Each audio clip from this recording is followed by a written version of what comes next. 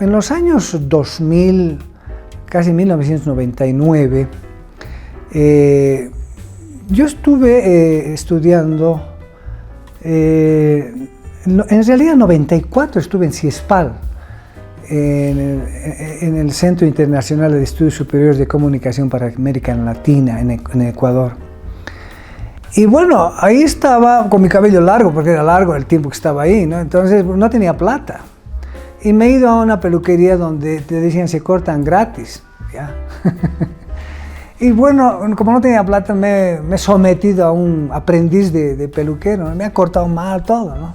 Bueno, esa es la anécdota simple. Pero yo he alzado un periódico, ahí ecuatoriano.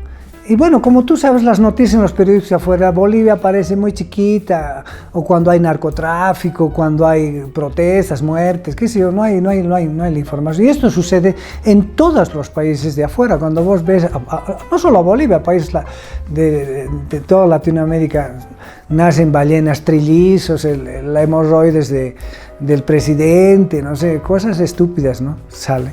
Y ahí vi los atentados del EGTK, unas bombas, decían. Yo no sabía qué era el EGTK, absolutamente nada, estoy hablando de los años 90, ¿no? Y bueno, me empecé a apasionar por esto. Y bueno, ya empecé a hablar un poco, a comentar, a buscar como periodista. Y ahí es donde me encontré con el expresidente Álvaro García Linera. Y yo tuve una entrevista con él cuando salió de la cárcel acusado de alzamiento armado. Entonces, lo interesante de todo esto es que lo entrevisté en televisión universitaria y esa entrevista se ha vuelto famosa, ¿no? 10 o 15 años después. Entonces, y lo más interesante de todo esto es que lo que me cuenta Álvaro García Linera, de alguna manera se ha reflejado en lo que ha pasado en el país, ¿no? Es decir, porque en ese tiempo, te decía, estaba fresquito de haber salido de Chonchocoro. Y bueno, esa es una de las anécdotas periodísticas. Y bueno, por entonces, los periodistas de los otros medios de comunicación ni sabían quién era Álvaro García Linera. Después Álvaro García Linera se convirtió en una vedette, pasándose por todos los canales como analista político. Y bueno, resultó siendo el vicepresidente, ¿no? Y ahí es que, bueno, cómo la vida va cambiando, ¿no? O sea, nace con una visión, digamos, marxista, apoyando al indianismo, y hoy en día se ha convertido en una especie de elemento coadyuvante, ¿no? De un proceso que está en plena decadencia, ¿no?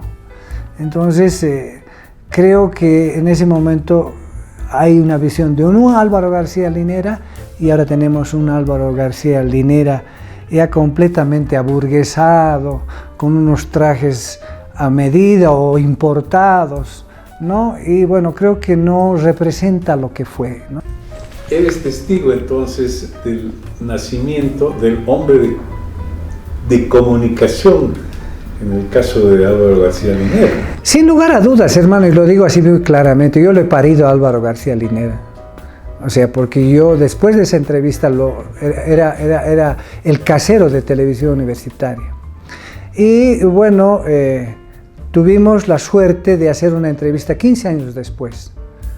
O sea, es decir, el Álvaro García Linera, cuando yo estaba trabajando en ATV, hicimos una entrevista después de 15 años. Y ahí él, bueno, lo manifiesta y dice, bueno, quiero agradecer porque sí, efectivamente, él era un profesor ahí que estaba en la universidad, lo sacamos a la televisión y bueno, algunos, no sé si están contentos o dicen que hemos construido un monstruo desde la televisión universitaria, eso ya lo dirá la gente.